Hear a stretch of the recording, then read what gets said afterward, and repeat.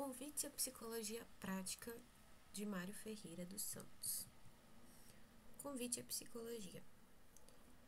É a psicologia a ciência que tem como objeto material os fatos psíquicos. Contudo, essa ciência não se cinge apenas ao campo do estudo das leis e das condições e características que tais fatos apresentam, mas também investiga suas correlações com o restante dos outros fatos, como os fisiológicos e os biológicos, como ainda a influência que exercem ou sofrem no campo das relações sociais e também na sua transcendência ao penetrar no terreno da filosofia e até da metafísica e da teologia. Esta obra que ora oferecemos, no entanto, restringe-se ao campo da psicologia aplicada à vida da praxis da atividade humana, ou seja, uma psicologia prática, uma psicologia aplicada para uso de todos que podem assim empregá-la no exame não só de si mesmos, como de seus semelhantes, facilitando-lhes de meios suficientes para conduzirem-se no meio social de modo mais consentâneo com suas conveniências, bem como de poderem melhor compreender aqueles que nos cercam, permitindo uma convivência mais coadunada com os interesses mais elevados da espécie humana. Indica-nos os caminhos práticos a seguir para o melhor conhecimento de nós mesmos e dos outros, norteada sempre por uma finalidade sã e construtiva. Portanto, o verdadeiro roteiro a seguir só poderia ser o de examinar nossos semelhantes e nós mesmos pelo que apresentam de exterior, para podermos perscrutar devidamente o que constitui a interioridade humana. Comecemos, pois, pelo estudo da fisionomia humana. Como ler o rosto de nossos semelhantes? Já vimos, quando lemos um livro, que nossa atenção se fixa sobre as palavras escritas em conjunto e delas tiramos uma compreensão de conjunto, sem nos atermos à síntese das palavras, ao sentido de cada termo empregado. Há uma penetração no conjunto, o apreender de um todo. O mesmo sucede quando da leitura do rosto de alguém, pois, prescindimos dos traços fisionômicos, anatômicos, das características individuais, para fixarmos uma expressão fisionômica geral, que nos revela uma afetividade amiga ou hostil para conosco. Na obra dos grandes pintores, vemos a expressão dos rostos humanos nos dizerem algo sobre a alma humana, mas o que nos dizem, nós apreendemos por um juízo intuitivo, direto e imediato à primeira vista. É que a alma humana não está sediada numa parte do corpo, mas se espalha pelo rosto e impregna-se nos gestos. Não é a intuição um método científico rigoroso, porque a intuição é o conhecimento do individual e a ciência trabalha com o geral. A ciência mais racionalista guia-se pelas generalizações. O homem para a ciência não é o leitor, ou aqueles Pedro, Paulo que estão ali. O homem da ciência é um homem geral, abstraído dos homens individuais. A ciência, embora trabalhe com o individual, procura o geral que está contido em cada indivíduo. Mas a intuição dirige-se ao individual. É mais intensiva, busca o heterogêneo, não generaliza. Só depois dos resultados obtidos por ela é que a razão generaliza e a ciência incorpora esses resultados ao âmbito dos seus conhecimentos. Na fisionomia de nossos semelhantes reflete-se o subconsciente. A intuição penetra-o sem precisar de postulados, de princípios, de regras. O emprego da intuição no estudo da psicologia de nossos semelhantes não é fácil e exige especiais cuidados na sua aplicação. O nosso corpo reproduz certas situações de nosso espírito. Nossos olhos revelam muito da nossa alma. Nossos lábios falam até quando não deixam passar por eles sons. Um leve franzir de sobrancelhas, um tique, um estremecimento de um dos nossos músculos faciais, tudo isso revela nossas emoções, nossas afeições, nossos intuitos. As mãos, com a cooperação dos braços, dos ombros e de todo o corpo, expressam muitas coisas. Há homens sóbrios em seus gestos, enquanto outros gesticulam muito. Há momentos em que permanecem atônitos sem fazer gestos com as mãos, enquanto em outros não podemos conter os braços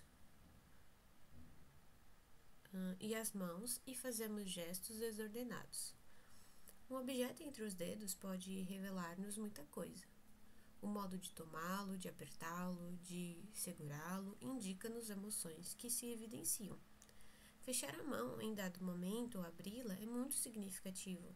Assim, as pernas nos revelam um estado de nervosismo pelo andar, ou quando sentados pela inquietação em que elas permanecem, o movimento que delas fazemos. Quando alguém ri, é fácil percebermos se a pessoa é jovial ou se o riso que manifesta é apenas por casualidade. Notamos nos artistas, pulei uma parte, o conjunto dos sinais externos que são próprios de uma pessoa, que revelam o seu caráter, é o que se chama estilo. Notamos nos artistas o seu estilo. Quem gosta e entende de uma música conhece, ao ouvir poucas notas, se é uma obra de Beethoven e não confundirá com a música de Mozart, com a de Wagner. É que todos eles têm seu estilo. O estilo revela-se na vida de cada um. Esse estilo vamos encontrar em generais famosos ao dirigir suas batalhas, em políticos célebres no proceder de suas ações, em atitudes na realização de suas obras, em filósofos ao interpretar e tratar de temas da filosofia, assim como um novo rico mostra seu estilo na escolha dos seus móveis e da sua indumentária, como jogador de futebol na maneira de atuar em campo.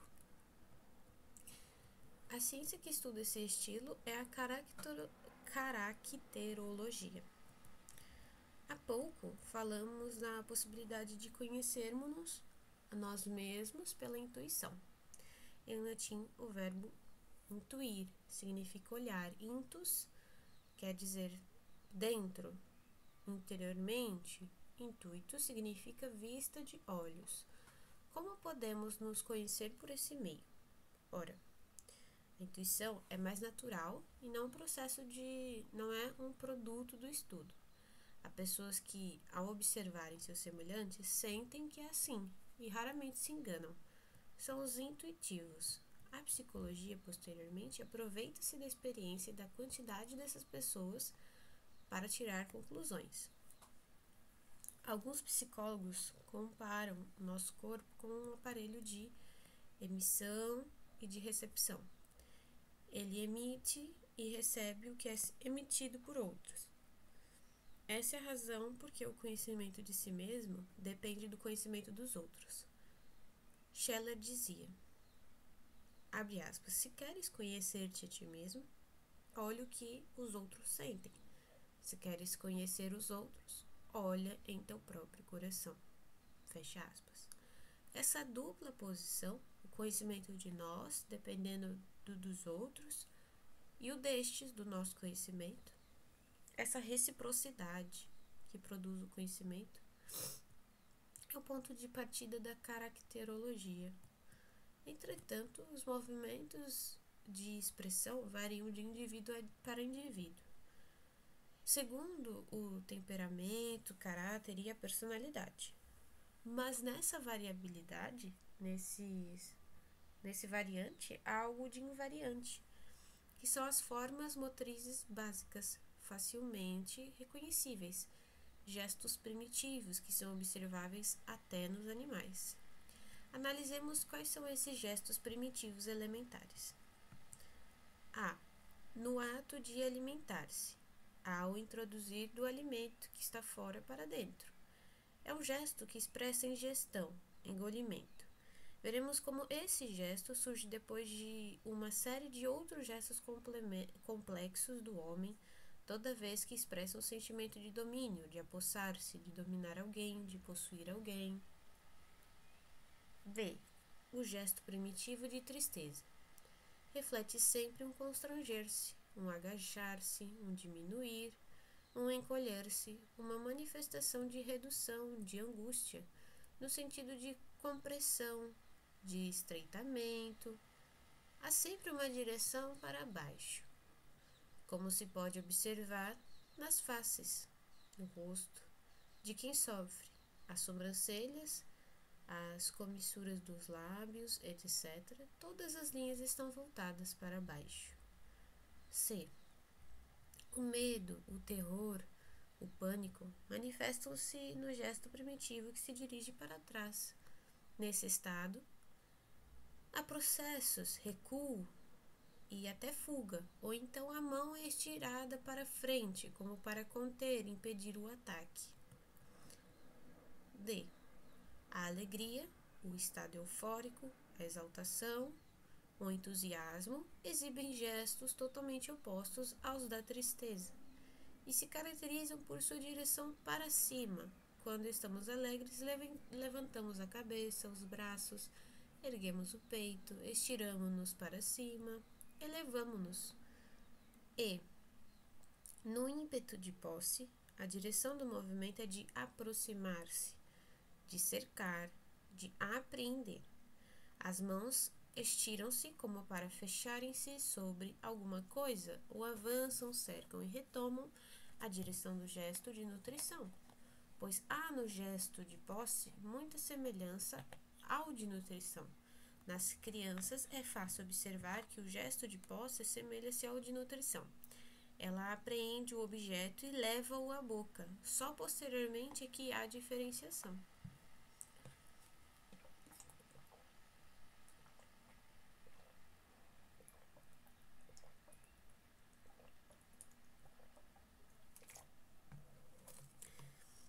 F. O afeto amistoso, as manifestações dos sentimentos de simpatia, assemelham-se de início ao de posse, pois quando gostamos de uma pessoa, procuramos atraí-la para nós, mas também de aproximação, de inclinação, olhamos nos olhos, acariciamos as mãos, apertamo-la ao peito. Por isso, todos os gestos de simpatia em todos os povos sempre tendem para juntar-se a outrem, pois na simpatia há uma comunidade de sentimentos, daí os apertos de mãos, os abraços, etc.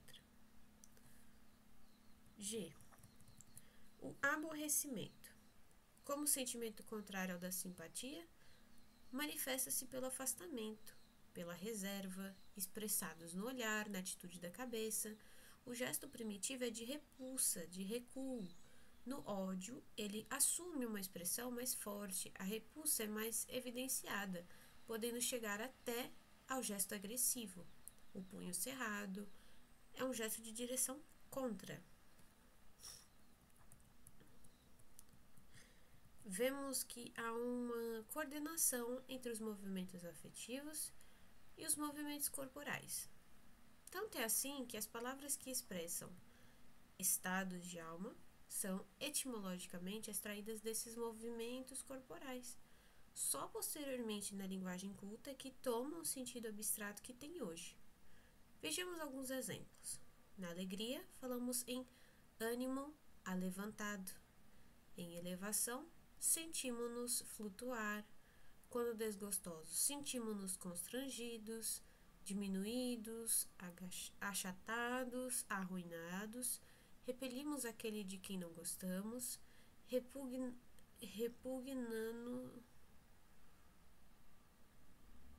repugnando-nos na sua presença.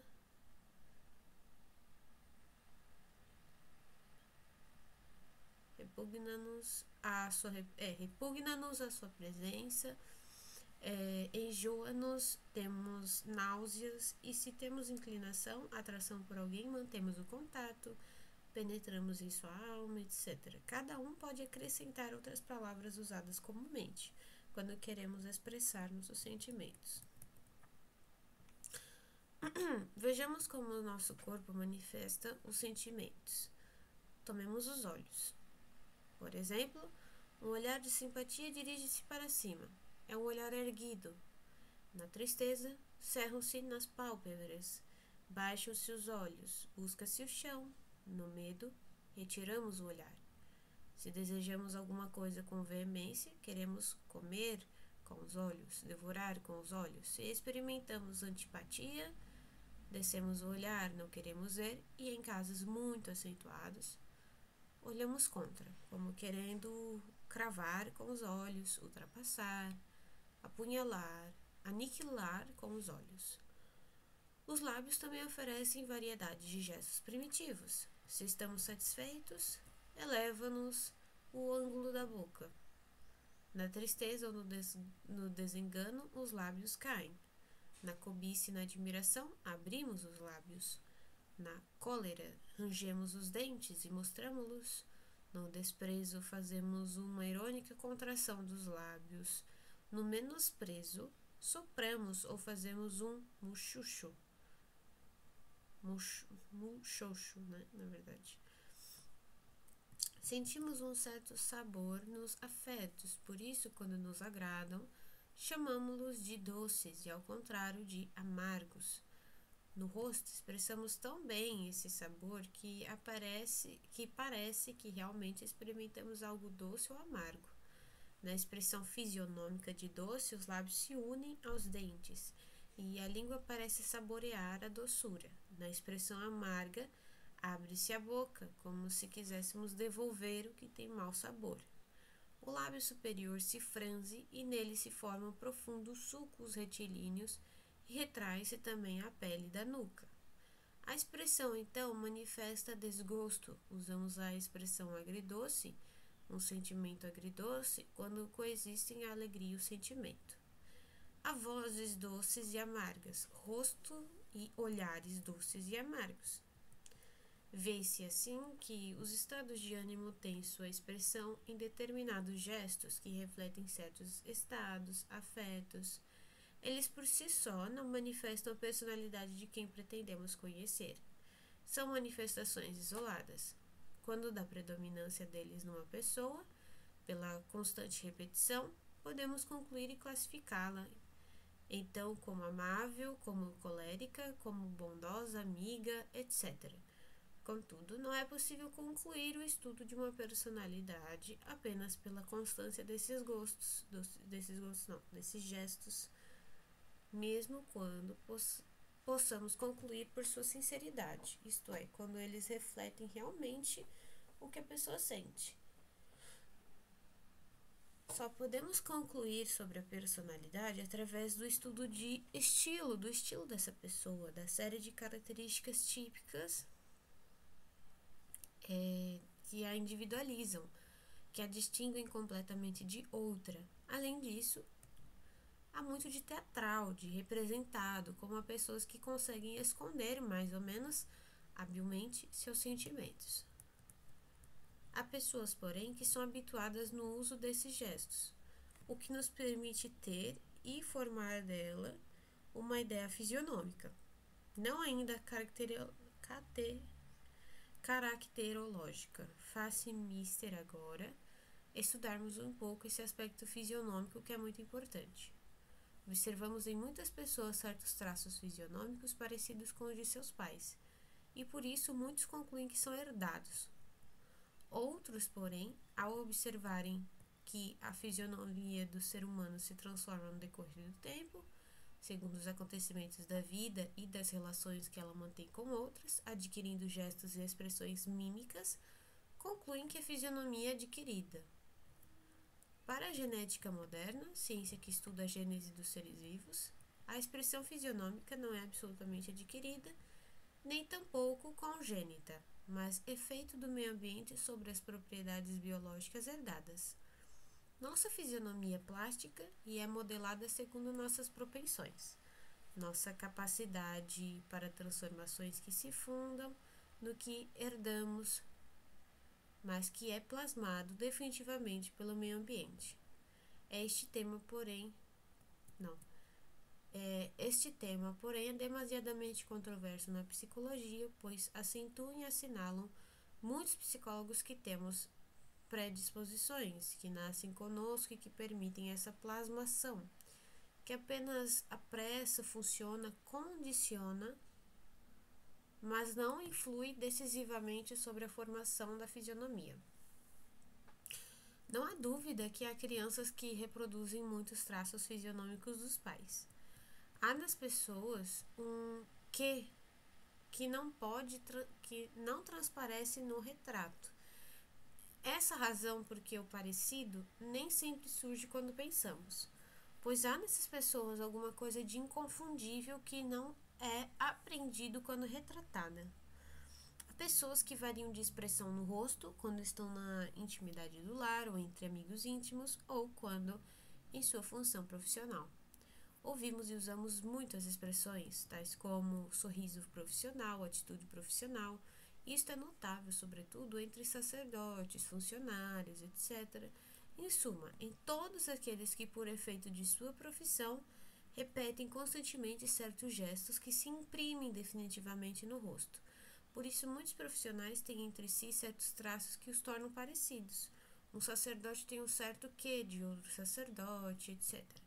Esses gestos fisionômicos comumente usados e incessantemente repetidos acabam por cristalizar-se, estereotipando-se nos rostos.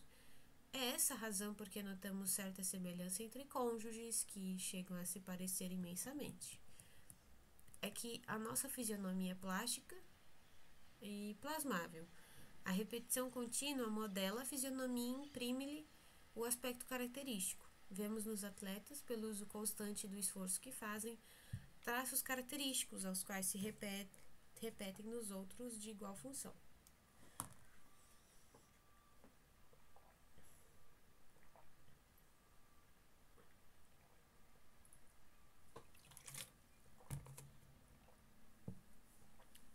Assim, nós apertamos fortemente as mandíbulas, contraímos os lábios, avançamos o maxilar inferior quando fazemos esforços intensos de vontade.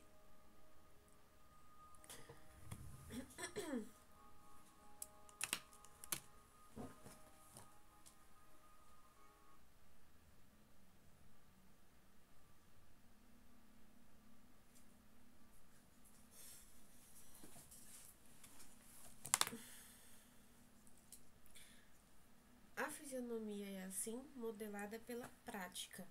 Por isso é que se diz que a nossa vida está estereotipada no rosto.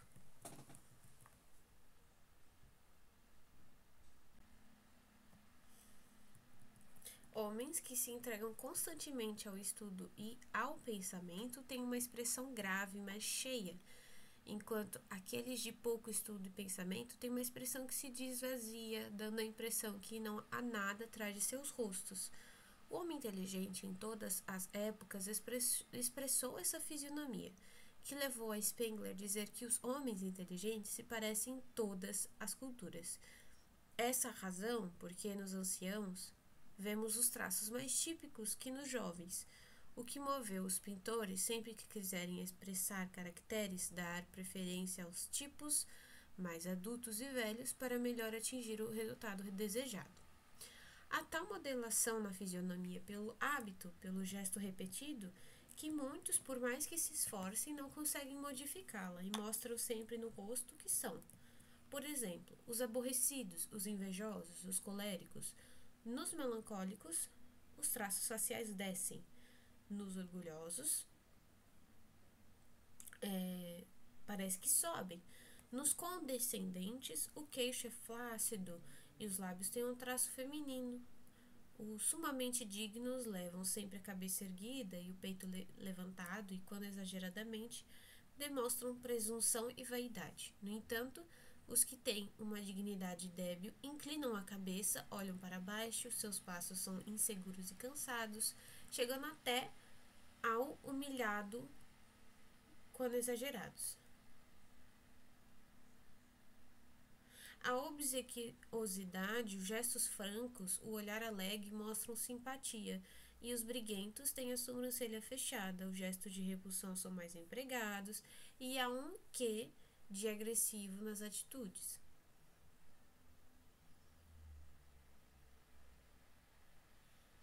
É também muito comum encontrarem-se pessoas que têm parecença com animais. Vemos rostos leoninos, felinos e bovinos. Algumas mulheres parecem pássaros, galinhas, etc. Há homens com expressão de coelho, de carneiro, etc. Ora, os gestos primários não são exclusivos do homem, também se manifestam nos animais. E há muitas pessoas cujos gestos se assemelham aos desses animais. Há os que têm passos silenciosos, como os do gato, são os felinos, olhares frios, olhar de aço. Outros têm a fatuidade do pavão, outros são como os gatos. São presunçosos e abusam de sua força quando com os mais débeis. Outros gulosos, comilões, assemelham-se aos porcos. Repetem eles esses gestos que são primários também a esses animais. Tudo isso se imprime na fisionomia e os torna parecidos com os animais. A repetição frequentemente modela a fisionomia, quer dizer, repetimos. O conhecimento desse fato muito nos pode ajudar no conhecimento de nós mesmos e também para evitar que sejamos dominados por esses gestos que nos marcarão no rosto o que somos. Não que com isso pretendamos apenas ocultar o que realmente somos, mas o simples conhecimento dessas nossas tendências já nos ajuda muito em vencer nossos impulsos e para que não sejamos apanhados de surpresa por eles, sem que saibamos evitá-los. Vencer nossos impulsos não é uma impossibilidade, e voltaremos a tratar deste ponto, oferecendo muitas normas de conduta que podemos contribuir para a transformação até do nosso caráter, antepondo-lhe o que temos de melhor para o nosso progresso individual.